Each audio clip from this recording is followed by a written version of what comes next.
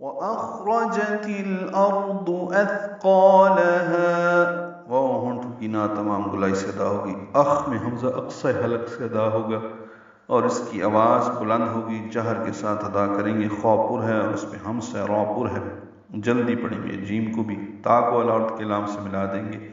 اظہار قمری ہے، را تو دونوں پر ہیں۔ اثقالها مثلا نرمی سے ادا ہوگا، قاف پر الف مدہ ہے اور ہا بھی الف مدہ ہے۔ اثقالها، قاف اور ہا دونوں برابر دو دو حرکات لمبے کرنے، الف مدہ مد اصلی۔ اور زمین اپنا تمام بوجھ باہر نکال دے گی۔ وقال الانسان ما لها، وہ ہونٹوں کی نا تمام گلائی سے دا، قاف پر الف مدہ ہے، یہ بھی پورا، اس کا الف بھی دو حرکات لمبا ہے۔